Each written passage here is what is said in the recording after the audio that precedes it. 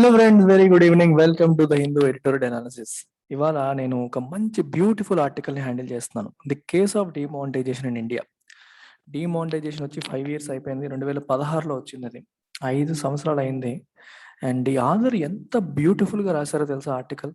ఈ ఆర్టికల్లో ఒక మంచి ఒక బ్యూటీ ఉంది, అంటే ఆర్ట్ ఆఫ్ రైటింగ్ కూడా చాలా ఎక్సలెంట్గా ఉంది. So that is the reason I decided to cover it today. అంటే ఇందులో సబ్జెక్ట్ మ్యాటర్తో పాటు రాసే విధానాన్ని కూడా మీరు అబ్జర్వ్ చేయండి. This will help you in writing beautiful answers. Answer రాయడం వేరు, బ్యూటిఫుల్గా రాయడం వేరు. ఒక విషయాన్ని చెప్పడం వేరు, అందంగా చెప్పడం వేరు. ఆ అందంగా చెప్పడం అనేది ఈ ఆర్టికల్లో నాకు కనిపించింది. So let's look at it. దీనిలో వీలైనంత వరకు దీంట్లో జ్యూస్ పిండేయడానికి మనం ట్రై చేద్దాం. సో ఇక్కడ చూడండి, the case of demonetization in India అని చెప్తూ 5 years on trajectory of the policy demonstrates the popular narratives can trump economic facts. ఇది చాలా చాలా ఇంపార్టెంట్ వర్డ్. ఇది popular narratives can trump economic facts అనే దాన్ని 5 years తర్వాత మనకి డెమాన్స్ట్రేట్ చేసింది ఈ పాలసీ, మనకి చెప్పింది అంటున్నారు. దీని మీనింగ్ ఏంటమ్మా?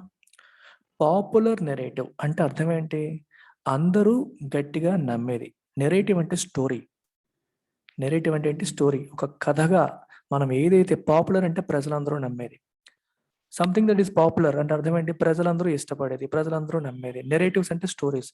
అంటే ఎక్కువ మంది జనాలు నమ్మగలిగేలా ఉన్న స్టోరీ ఏదైతే ఉందో ఆ స్టోరీలు నిజాలని ట్రంప్ చేస్తాయి. ట్రంప్ అంటే డామినేట్ చేస్తాయి, ఓడించేస్తాయి. Reality is different.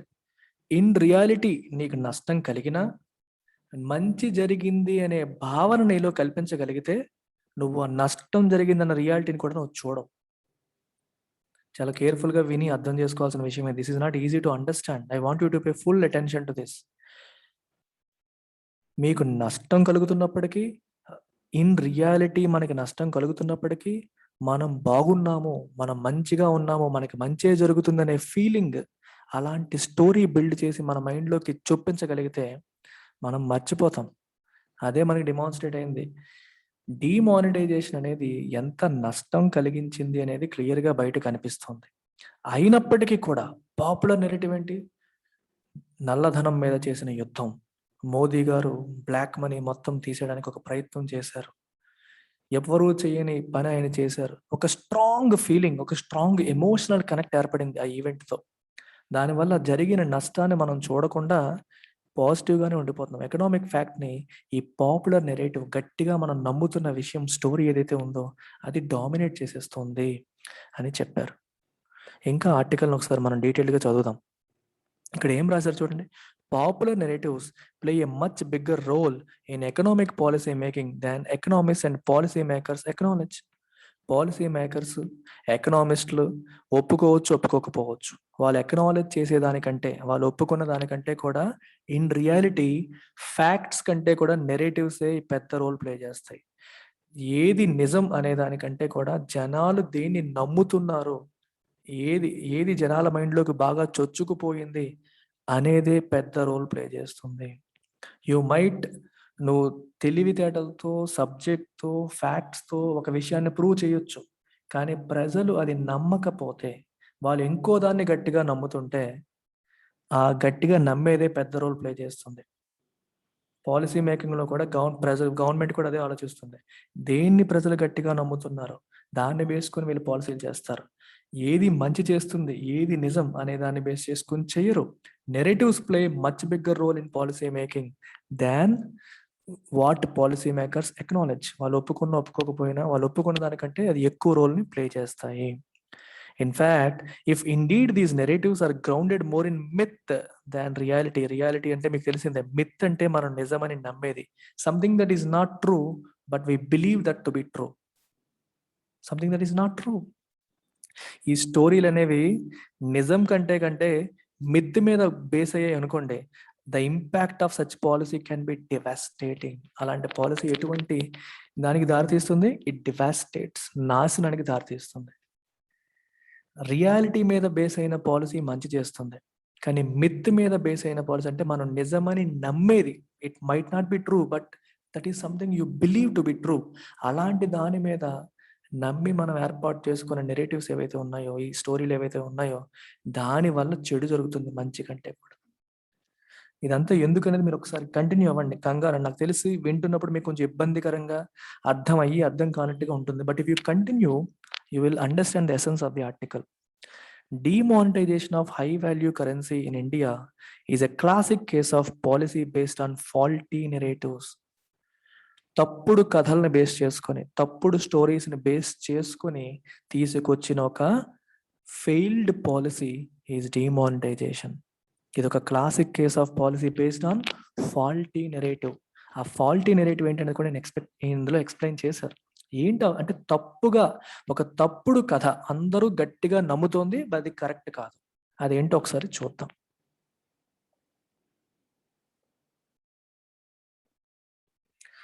చూడండి ఇక్కడ మళ్ళీ ఇంకా extension. Indeed, narratives in economics, as in other social sciences, create myths which endure despite rational appeal to facts. చూడండి ఇక్కడ నెరేటివ్స్ అనేవి అంటే మనం గట్టిగా నమ్మే అంశాలు అనేవి ఫ్యాక్ట్స్ కంటే కూడా బలంగా ఉంటాయి. So narratives can endure despite resistance of facts. నువ్వు లాజికల్గా ఆలోచించు, బుర్ర పెట్టి ఆలోచించని నువ్వు ఎన్ని చెప్పినా సరే మనిషి అంతా ఆలోచించడు. ఫ్యాక్చువల్ ఇన్ఫర్మేషన్ నువ్వు ఎంత ఇచ్చినా సరే గట్టిగా నమ్మేదే, గట్టిగా మనం ఏదైతే నమ్ముతున్నామో అదే దీన్ని డామినేట్ చేసేస్తుంది. ఫ్యాక్ట్స్ని ఎమోషన్ అనేది డామినేట్ చేస్తుంది. ఫ్యాక్ట్స్ని స్ట్రాంగ్గా నమ్మే సిద్ధాంతాలు అనేవి డామినేట్ చేస్తాయి. So belief is powerful than facts. నువ్వు గట్టిగా నమ్మే స్టోరీ నీ కళ్ళెదురుగా ఉన్న నిజాన్ని కూడా కమ్మేలా చేస్తుంది. అర్థమవుతుందా? ఇంకా వినండి. The demonetization story in India is also based on the popular myth. అందరూ మనం గట్టిగా నమ్మిన, ప్రజలందరూ గట్టిగా నమ్మిన ఒక దాని మీద ఆధారపడింది. ఏంటది? The folklore of black money and its association with physical cash. ఇక్కడికి వచ్చారు ఆర్టికల్. ఇప్పటి వరకు ఆ నెరేటివ్ ఏంటి అని చూస్తున్నాం కదా, దీని మీద బేస్ అయింది. అంటే ఫోక్లోర్ అంటే ఏంటి? మళ్ళీ అందరినూ నమ్మేది. ఫోక్లోర్ అంటే ట్రెడిషన్స్, బిలీఫ్స్ అని అర్థం. ఇక్కడ బ్లాక్ మనీ విషయంలో మనం అందరం అనుకునేది, అండ్ మనం ఏమనుకుంటాం, బ్లాక్ మనీ అనగానే సినిమాల్లోనూ నవలల్లోనూ అన్నిట్లో ఎక్కడ చూపిస్తారు? మంచం కింద దాచారని, కింద తవ్వేసి అందులో పెట్టేశారని, ఇలాంటివి చూపిస్తుంటాం. సో బ్లాక్ మనీ అనగానే మనం దాన్ని ఫిజికల్ క్యాష్తో అసోసియేట్ చేసుకుంటాం. That is the popular narrative, that is the myth, that is the wrong belief that we all had. Black money అనగానే ఫిజికల్ క్యాష్తో లింక్ చేసేసుకుంటాము, క్యాష్ రూపంలో ఉంటుందని చెప్పి గట్టిగా నమ్మేస్తూ ఉంటాం. దాన్ని బేస్ చేసుకుని డిమానిటైజేషన్. అంటే ప్రజలందరూ కూడా బ్లాక్ మనీని క్యాష్ రూపంలో మెయింటైన్ చేస్తున్నారు. ఇప్పుడు నేను డిమానిటైజేషన్ చేశాను అనుకోండి, అంటే ఆ నోట్లు చెల్లవు అని చెప్పాను అనుకోండి, వాడికి రెండే ఆప్షన్స్. ఆ మనీని బ్యాంకుకి వచ్చి కొత్త నోట్లకి ఎక్స్చేంజ్ చేసుకోవాలి. కొత్త నోట్లకి ఎక్స్చేంజ్ చేసుకునేటప్పుడు ఈ డబ్బులు ఎక్కడివి అంటే సమాధానం చెప్పాలి. అప్పుడు బ్లాక్ మనీ కాస్త వైట్ మనీ అవుతుంది, దాని మీద ట్యాక్స్ కట్టే పరిస్థితులనే వస్తాయి. లేదు అంటే ఆ డబ్బు అంతా వదిలేయాలి, నష్టపోవాలి. రెండిట్లో ఏం చేస్తాడు అంటే ట్యాక్స్ కట్టేస్తాడు, వైట్ మనీ చేస్తాడని గవర్నమెంట్ అనుకుంది. దీన్ని బేస్ చేసుకునే గవర్నమెంట్ ఆ పాలసీ అనేది తీసుకొచ్చింది. అయితే అన్ఫార్చునేట్లీ గవర్నమెంట్ అనుకున్నది జరిగిందా? జరగలేదు. ఏం జరిగింది? డిమానిటైజేషన్ ఏం చేసింది? It caused widespread disruption in the economy. ఎకానమీలో డిస్రప్షన్ తీసుకొచ్చింది. దాని యొక్క మూల్యం మనం ఈ రోజుకి చెల్లిస్తున్నాం. They are still to be properly reckon అంటే క్యాలిక్యులేటెడ్. డిమానిటైజేషన్ వల్ల మనకి జరిగిన నష్టం ఎంత అనేది ఇప్పటికీ క్యాలిక్యులేట్ చేయలేదు గవర్నమెంట్, ప్రాపర్గా క్యాలిక్యులేట్ చేయలేదు. ఒకసారి 5 ఏళ్ళు అయిపోయిందిగా డిమానిటైజేషన్ వచ్చి, ఒకసారి చూద్దాం. 5 years later మోస్ట్ అబ్జర్వర్స్ ఏం కంక్లూడ్ చేశారంటే ఇది ఒక ఫెయిల్యూర్ అని చెప్పి కంక్లూడ్ చేశారు. అది ఏ ఆబ్జెక్టివ్స్తో అదైతే స్టార్ట్ అయిందో ఆ ఆబ్జెక్టివ్స్లో ఏమీ అచీవ్ చేయలేకపోయింది. వెరీ లిటిల్, అనుకున్న దాంట్లో కొంత మాత్రమే అచీవ్ చేయగలిగారు. ఏంటో ఆబ్జెక్టివ్స్? ఫస్ట్ బ్లాక్ మనీని ఎలిమినేట్ చేద్దాం అనుకున్నారు. ఎలిమినేట్ చేయగలిగారా? ఎలిమినేట్ చేయలేకపోయారు. 99.3% of all money came back to banks. ఇంకెక్కడ ఎలిమినేట్ చేసాం? కరప్షన్ ఎలిమినేట్ చేద్దాం అనుకున్నారు. చేయగలిగారా? చేయలేకపోయారు. క్యాష్లెస్ ఎకానమీకి, డిజిటల్ ఎకానమీకి మూవ్ అవుదాం అనుకున్నారు. అవ్వగలిగారా? ఎస్, కొంతవరకు అవ్వగలిగారు. ట్యాక్స్ కంప్లైంట్స్ని పెంచాలనుకున్నారు. పెంచగలిగారా? పెంచలేకపోయారు. వెరీ లిటిల్, అనుకున్న వాటిలో చాలా కొద్దిగా మాత్రమే అచీవ్ చేయగలిగారు. చూడండి ఇక్కడ 2 trillion నుండి 3 trillion రూపీస్ వచ్చేస్తాయి గవర్నమెంట్కి అని చెప్పి అనుకున్నారు. ఎందుకంటే చూడండి, ఈ బ్లాక్ మనీ అంతా బ్యాంకుల్లోకి వచ్చేస్తే దానిపైన 30% ట్యాక్స్ కట్టేస్తే అది వైట్ అయిపోతుంది. What is black money? ట్యాక్స్కి దొరకకుండా ఉన్నది బ్లాక్ మనీ. దాన్ని వైట్ చేయాలంటే మీరు ట్యాక్స్ కట్టాలి. 30% వచ్చేస్తది. సో 2 ట్రిలియన్ నుంచి 3 ట్రిలియన్ రూపీస్ మనకు వచ్చేస్తాయని చెప్పి గవర్నమెంట్ ఆశించింది. అది అయిందా? అవ్వలేదు. ఎందువల్ల 99.3% of the cancelled notes return to banks. ఈ క్యాన్సిల్ అయిన నోట్స్ అన్నిట్లో 99.3% మళ్ళీ బ్యాంక్ వచ్చాయి. రకరకాల మార్గాల్లో వీళ్ళందరూ బ్లాక్‌ని వైట్ చేసుకోగలిగారు. అది కూడా రూపాయి ట్యాక్స్ కట్టకుండా. ఓకే. ఇదే black money had existed as stack piles of illegal cash. Clearly all of it was very efficiently laundered. ఒకవేళ నిజంగా గవర్నమెంట్ అనుకున్నట్టుగా స్టాక్ పైల్స్ కట్టలుగా ఒకవేళ అది ఉండుంటే అదంతా కూడా ఎఫెక్టివ్‌గా, ఎఫిషియెంట్‌గా లాండర్ అయిపోయింది. లాండర్ అంటే క్లీన్డ్. లాండ్రీ అంటే అర్థం ఏంటి? ఒక బట్టని క్లీన్ చేసి ఇస్త్రీ చేయడాన్ని మనం లాండ్రీ అంటాం. లాండరింగ్ అంటాం. బ్లాక్ మనీ వైట్‌గా మారిపోయింది. నిజంగానే కట్టలుగా ఉంటే రూపాయి ఖర్చు లేకుండా, మొత్తం గవర్నమెంట్‌కి రూపాయి లాభం లేకుండా మొత్తం అంతా కూడా వైట్ అయిపోయింది అని అర్థం. ఒకవేళ టాక్స్ బేస్‌ని పెంచడమే మన పర్మనెంట్ ఆబ్జెక్టివ్ అయితే permanent upward shift in tax బేసే మన ఆబ్జెక్టివ్ అయితే అది కూడా సాధించలేకపోయాం. ఇంకా చెప్పాలంటే క్యాష్ బేస్డ్ ఎకానమీ కాదు, డిజిటల్ బేస్డ్ ఎకానమీగా మారడం అనేది ఆబ్జెక్టివ్ అనుకుంటే cash in circulation has now exceeded pre monetisation levels. Demonetisation రావడానికి ముందు ఎంత క్యాష్ ఉంటుందో అంతకంటే ఎక్కువ క్యాష్ ఇప్పుడు సర్క్యులేట్ అవుతుందంట. అంటే క్యాష్లెస్ ఎకానమీ వైపు వెళ్తున్నామంటే అది కూడా పూర్తిగా మనం అచీవ్ చేయలేకపోయాము. అంటే డిమానిటైజేషన్ మరి ఏ రకంగా సక్సెస్ఫుల్? ఇది ఫ్యాక్చువల్ ఇన్ఫర్మేషన్. కానీ ప్రజలు దీన్ని నమ్ముతారా? నమ్మరు. Because people have narratives. వాళ్ళు గట్టిగా నమ్మే సిద్ధాంతాలు, గట్టిగా నమ్మే స్టోరీలు ద్వారా ప్రభుత్వం తన పబ్బం గడిపేసుకుంటుంది. ఎందుకు ప్రజల్లో అంత స్ట్రాంగ్ భావన? అంటే ఫెయిల్ అయినా సరే ఫెయిల్ అయిందని ప్రజలు ఒప్పుకోనంతగా దానికి కనెక్ట్ అయిపోయారు. అది ఎందువల్ల అనేది కూడా ఇక్కడ రాశారు చూడండి. ఇక్కడ ఏం రాశారంటే టచింగ్ ఏ కార్డ్ అంటే ఎక్కడో మనుషుల్ని అది టచ్ చేసింది. అంటే మన ఫీలింగ్స్‌ని, మన ఎంతూజియాజంని, మన యొక్క ఎమోషన్స్‌ని గవర్నమెంట్ తీసుకున్న నిర్ణయం అనేది టచ్ చేసింది. మన ఆలోచనలని ఎక్కడో అదే టచ్ చేసింది. ఎలా టచ్ చేసిందో ఒకసారి చూడండి. Despite manifest failure. క్లియర్‌గా ఫెయిల్ అయిందనే విషయం మనకు తెలుస్తున్నప్పటికీ, మేనిఫెస్ట్ అంటే బయటికి కనిపిస్తుంది. The power of narrative was such that it succeeded in creating a favourable or positive view of the policy. Government create చేసిన స్టోరీ ఎలా అయితే ఉందో అది ఎంత పవర్ఫుల్ అంటే ఇప్పటికి అది ఎంత మిజరబుల్‌గా ఫెయిల్ అయినా సరే దాని పట్ల ఒక పాజిటివ్ వ్యూ వచ్చేలాగా చేసింది. ఒక ఫేవరబుల్ వ్యూ వచ్చేలాగా చేసేసింది. అంత పవర్ఫుల్ నెరేటివ్ గవర్నమెంట్ బిల్డ్ చేసింది. ఏంటి ఆ నెరేటివ్? ఇక్కడ చూడండి అసలు స్టోరీ అంతా ఇక్కడొస్తుంది. ఎందుకు ప్రజలు ఇంతగా దానికి కనెక్ట్ అయ్యారు? నిజాలనేవి ఇంకో రకంగా ఉన్నప్పటికీ కూడా ఎందుకు ప్రజలు స్ట్రాంగ్‌గా నిజాన్ని యాక్సెప్ట్ చేయకుండా ఎమోషనల్‌గా ప్రభుత్వానికి కనెక్ట్ అయ్యారనేది ఒకసారి చూడండి.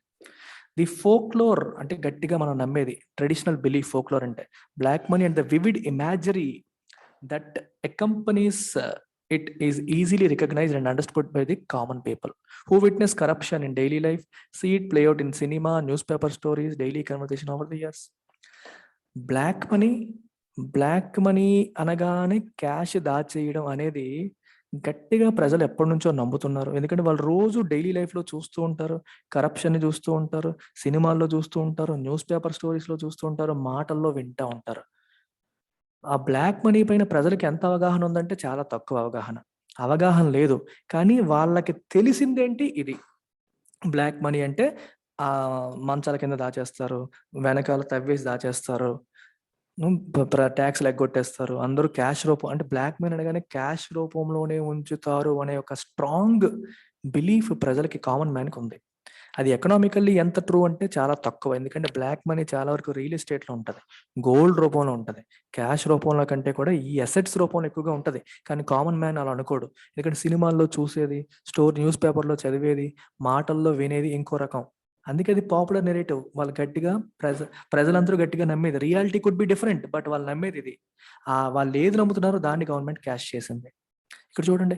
The wealth representing ill gotten gains తప్పుడు మార్గాల్లో సంపాదించిన డబ్బు అనేది జనాలు ఏమనుకుంటారు? Is perceived to be accumulated in invariable in stocks of currency notes. Currency notes రూపంలో ఉంచుతారని మనం అనుకుంటాం. అండ్ గోల్డ్ సేఫ్స్‌లోను, బాక్సెస్‌లోను, కప్‌బోర్డ్స్‌లోను తెలివిగా దాస్తారని చెప్పి మనం అనుకుంటా ఉంటాం. మనం స్ట్రాంగ్‌గా నమ్ముతాం. అలా మనం స్ట్రాంగ్‌గా నమ్మినప్పుడు the idea of dramatic action and striking of a powerful blow against this wealth is deeply satisfying psychologically. Story వినండి ఒకసారి. మళ్ళీ ఒకసారి రిపీట్ చేస్తాను. ప్రజలందరూ ఏమనుకుంటారు? వీళ్ళు డబ్బులంతా కూడా కట్టలు దాచుకుంటారు. కప్‌బోర్డ్‌లోను, వాటిల్లోనూ, మంచాల్లోనూ దాచేసుకుంటారు. పేదోడికి ఎప్పుడూ చిన్న నొప్పి. మనకేమో డబ్బులు లేవు, పేదరికం. ఈ డబ్బున్నోడేమో ఉన్నది చాలక ఇంకా దొంగ సొమ్ము, నల్లధనం సంపాదించి గవర్నమెంట్‌కి టాక్సులు కట్టకుండా ఇలా దాచేసుకుంటాడనే స్ట్రాంగ్ బిలీఫ్ సిస్టమ్ ప్రజల్లో ఉంది. అలాంటి ఆలోచనతో ఉన్న వ్యక్తికి the idea of dramatic action all of a sudden రాత్రి 7కో, 8కో మోదీ గారు టీవీ ముందుకొచ్చేసి అదేదో ముందు చెప్పి ఎప్పటినుంచో ఆలోచిస్తున్నారని న్యూస్ లీక్స్ ఇచ్చి కాదు, సడన్‌గా షాక్ ఇచ్చాడాయన.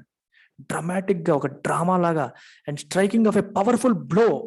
హమ్మయ్య! ఈ డబ్బున్నోళ్ళందరికీ ఒక్క దెబ్బ కొట్టాడురా మోదీ. దెబ్బకి ఈళ్ళందరూ రోడ్డు మీదకొస్తారిప్పుడు. నల్లధనం అంతా తెల్లధనంగా మారిపోతదనే ఫీలింగ్ అనేది డీప్‌లీ సాటిస్ఫైయింగ్ సైకలాజికల్లీ. అందరూ సైకలాజికల్‌గా చాలా సాటిస్ఫై అయ్యారు. The spectre of black money has been invoked frequently in Indian politics. Spectre అంటే మనకి భయం కలిగించేది. బ్లాక్ మనీ అనగానే ప్రభుత్వం నుంచి ఎగ్గొట్టేస్తున్నారు, ప్రభుత్వానికి తెలియకుండా దాచేస్తున్నారు అనే ఒక నెగెటివ్ ఫీలింగ్ మనకొస్తది. అది పొలిటీషియన్స్ చాలా సార్లు వాడతారు. నరేంద్ర మోదీ కూడా అన్నారు, నేనొచ్చాక 15,00,000 ప్రతి ఒక్కడి అకౌంట్‌లో పడేలా చేస్తా అన్నాడు. బ్లాక్ మనీ అంతా స్విట్జర్లాండ్ నుంచి నేను రప్పిస్తాను, అందరి అకౌంట్‌లో డబ్బులు పడేలా చేస్తాను. ఈ పొలిటీషియన్స్ ఈ పదాన్ని మల్టిపుల్ టైమ్స్ వాడుతా ఉంటారు. మొరాలిటీలో అంటే మోరల్ కాదు, అది ఇమ్మోరల్. బ్లాక్ మనీని తీసుకురావడం అనేది తప్పు అనే భావన చాలా స్ట్రాంగ్‌గా క్రియేట్ చేసి మేము బ్లాక్ మనీని తెప్పిస్తాం అని చెప్పి ప్రతి పొలిటీషియన్ కూడా దాన్ని ఎమోషనల్‌గా ఎలక్షన్స్‌లో జనాల్ని రెచ్చగొట్టడానికి, టచ్ చేయడానికి వాడుతా ఉంటారు. అయితే ఇక్కడ ఇవన్నీ ఏం చెప్పారంటే, యెస్ కరెక్టే. కానీ బ్లాక్ మనీ అంటే జనరల్‌గా ఏమనుకుంటారంటే కరప్షన్ ద్వారా, క్రిమినల్ యాక్టివిటీస్ ద్వారా తెచ్చింది బ్లాక్ మనీ అని చెప్పి అనుకుంటారు. జనాలు అలా అనుకుంటారు. కానీ బ్లాక్ మనీ అనేది కరప్షన్, క్రిమినల్ యాక్టివిటీసే కాదు. పర్ఫెక్ట్‌లీ లీగల్ యాక్టివిటీ ద్వారా సంపాదిస్తూ కూడా గవర్నమెంట్‌కి డిక్లేర్ చేయంది బ్లాక్ మనీ. అంటే నువ్వు బిజినెస్ చేస్తున్నావు. బిజినెస్ చేయడం లీగల్. లీగల్‌గా చేస్తున్నావు. కానీ నీ దగ్గర వచ్చిన సేల్స్ డిక్లేర్ చేయట్లేదు. ప్రాఫిట్‌ని తగ్గించి చూపిస్తున్నావు. నువ్వు సంపాదించిన విధానం లీగలే. కానీ దాన్ని ప్రభుత్వానికి చూపించకుండా దాయడం వల్ల అది బ్లాక్ మనీ అవుతుంది. కానీ మనం బ్లాక్ మనీ అనగానే ఏమనుకుంటాం? ఇల్లీగల్ పద్ధతుల్లో సంపాదించేది బ్లాక్ మనీ అని అనుకుంటాం. కానీ అది కాదు. బ్లాక్ మనీ అంటే లీగల్ పద్ధతుల్లో సంపాదించి ప్రభుత్వానికి తెలియకుండా దాచేది బ్లాక్ మనీ. 2 రకాలుంటాయి. డర్టీ మనీ అనే పదం ఇంకోటి చెప్తాను చూడండి. Dirty money. చూడండి, మీరు డ్రగ్ ట్రాఫికింగ్, హ్యూమన్ ట్రాఫికింగ్, గంజాయి, స్మగ్లింగ్ ఇట్లాంటి యాక్టివిటీస్ ద్వారా సంపాదించారనుకోండి. That is called dirty money. అది బ్లాక్ మనీ కాదు, డర్టీ మనీ. అది legal activity, corruption activity. That is dirty money. ఈ డర్టీ మనీ అనేది లాండరింగ్ చేస్తారు. లాండరింగ్ అంటే దాన్ని క్లీన్ చేయడం. క్లీన్ చేయడం అంటే అర్థం ఏంటి? నీటిలో పెట్టి నానవేయడమా? కాదు. ఆ మనీని వేరే షెల్ కంపెనీ అంటే ఒక డొల్ల కంపెనీస్‌ని ఏర్పాటు చేసేసి వాటిల్లోకి దాన్ని పెట్టుబడి రూపంలో పెట్టి, ఈ కంపెనీ ద్వారా మళ్ళీ ఇంకో కంపెనీలో ఇన్వెస్ట్‌మెంట్ లాగా చేయించి, ఈ బ్లాక్ మనీని వైట్ మనీగా మార్చేస్తారు. ఈ డర్టీ మనీని వైట్ మనీగా మారుస్తారు. దీన్ని మనీ లాండరింగ్ అంటాం. Money laundering. తప్పుడు పద్ధతుల్లో సంపాదించిన డర్టీ మనీని క్లీన్ చేయడం. ఒక షర్ట్‌ని లాండర్ చేయడం అంటే అర్థం ఏంటి? క్లీన్ చేసి ఇస్త్రీ చేయడం. అలాగే తప్పుడు మనీని మంచి మనీగా చూపించే ప్రయత్నం చేయడం. అది money laundering. That is a different concept. కానీ బ్లాక్ మనీ లీగల్ యాక్టివిటీస్ ద్వారా సంపాదించేదే, కానీ నువ్వు డిక్లేర్ చేయట్లేదు ప్రజలకి. ప్రభుత్వానికి డిక్లేర్ చేయట్లేదు. అది బ్లాక్ మనీ. అది బ్లాక్ మనీ. అది వీళ్ళందరూ అనుకునేటట్టుగా అది క్యాష్ రూపంలో ఉంచరు. ఏవో కొంచెం క్వాంటిటీసే క్యాష్, మిగిలిందంతా కూడా రియల్ ఎస్టేట్ రూపంలోను, అదర్ అసెట్స్ రూపంలో మెయింటైన్ చేస్తారు. కానీ జనాలు ఎలా నమ్ముతున్నారు? Narrative was framed, made it hard for critics to explain their opposition.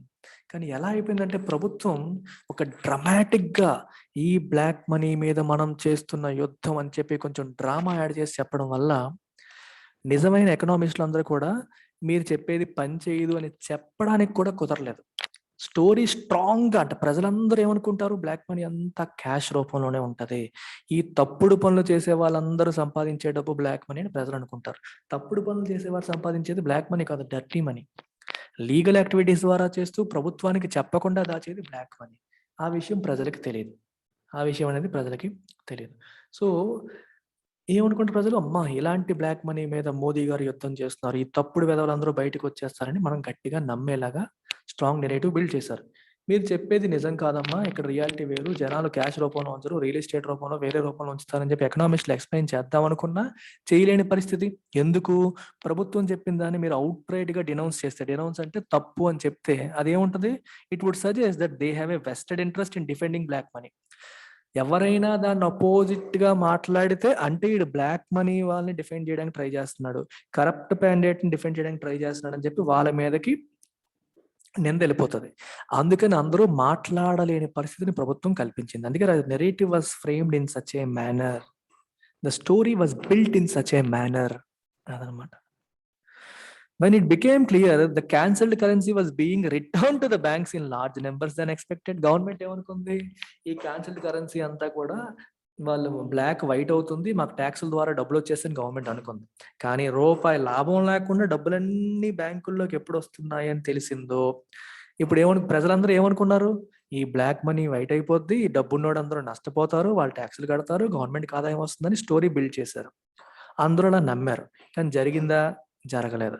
ఎప్పుడైతే జరగట్లేదో గవర్నమెంట్ తెలివిగా ఏం చేసింది, the narrative changed focus from black money and fake currency to digital and cashless payments.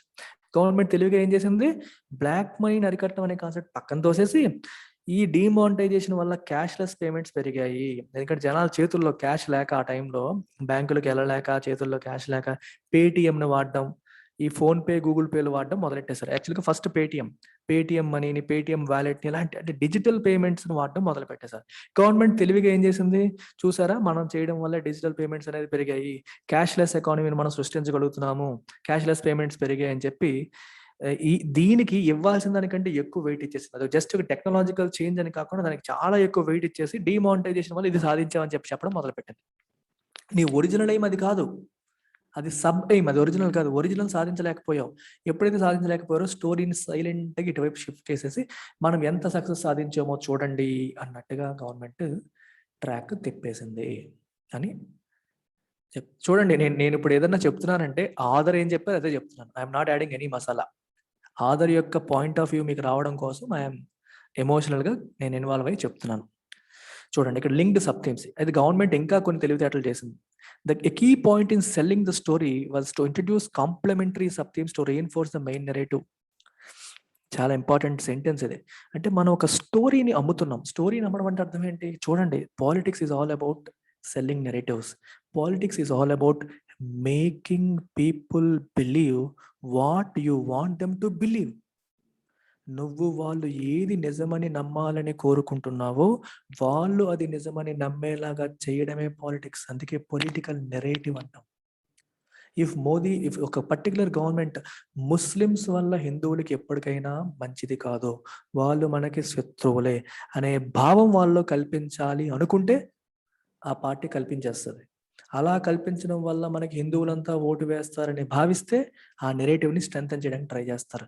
ఈ నెరేటివ్ మన మైండ్లో ఎప్పుడైతే పడిపోతుందో డెవలప్మెంట్ అవుతుందా, ఉద్యోగాలు ఉన్నాయా, ఇలాంటి విషయాలన్నీ పక్కకి వెళ్ళిపోతాయి. These are economic realities. People don't even look at these things and they become slaves of these created narratives. ఈ స్టోరీలకి బానిసలు అయిపోతారు, అసలు విషయాన్ని పక్కన పెట్టేస్తారు.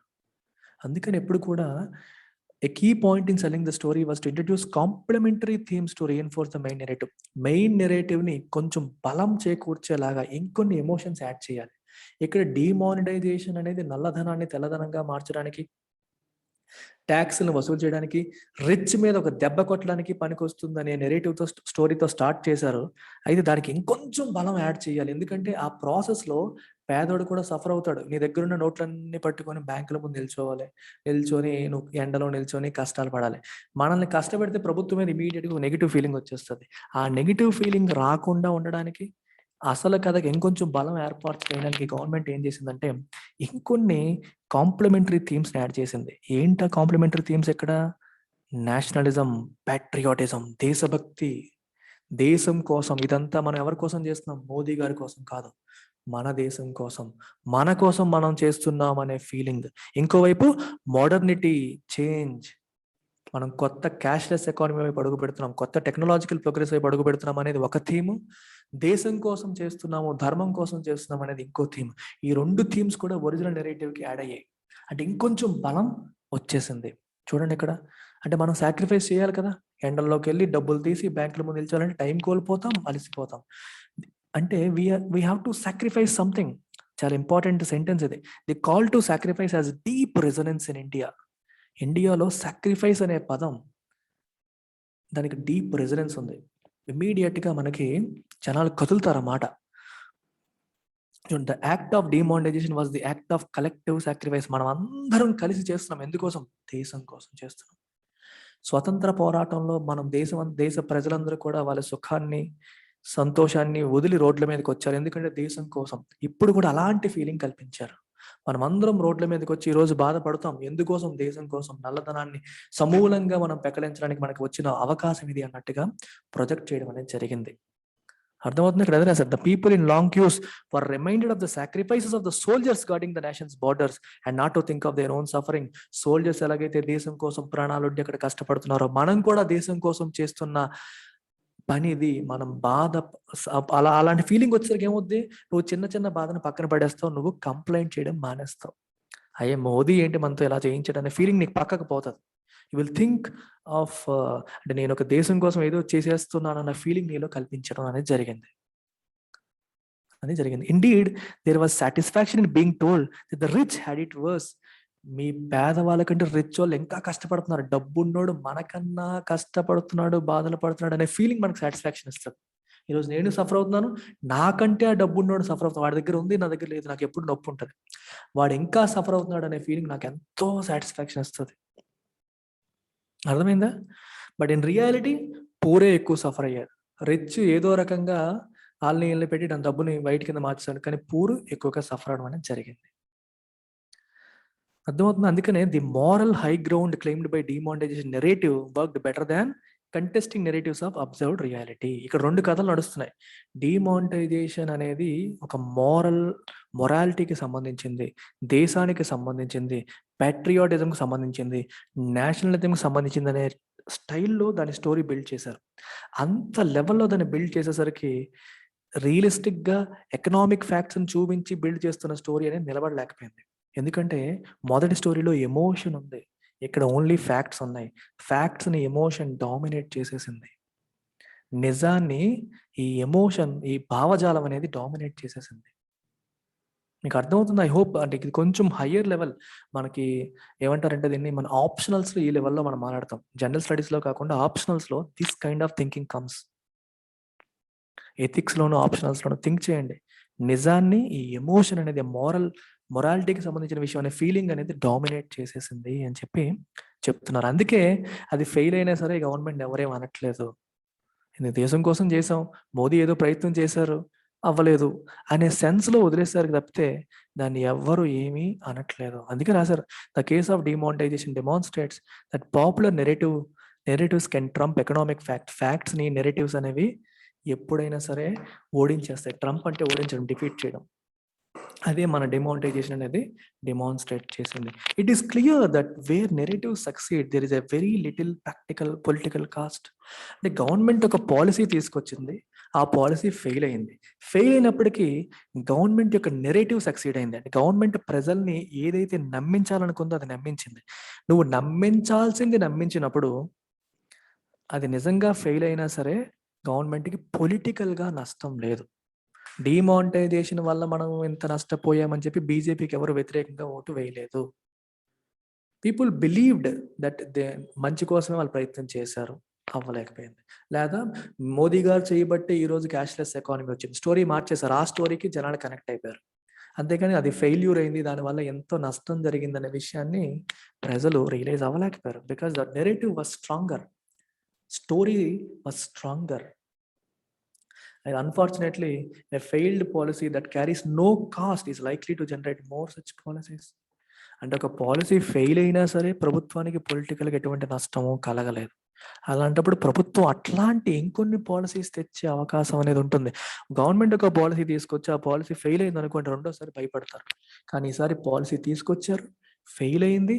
అయినా సరే వాళ్ళకి పొలిటికల్‌గా నష్టం కలగలేదన్నప్పుడు there is a chance that it might bring more such policies which is detrimental to the economy. అది ఎకానమీకి దెబ్బతీసేది. అల్టిమేట్‌గా ఈ ఆర్టికల్‌లో చెప్తోంది ఏంటి అంటే నెరేటివ్స్ ఆర్ మోర్ పవర్‌ఫుల్.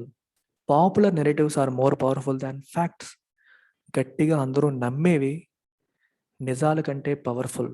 అందుకనే policy makers they focus more on narratives. జనాలందరూ నమ్మే వాటిని క్యాచ్ చేస్తారు. నిజాల మీద కాదు. అర్థమైందా? That's about it. Take care. Bye.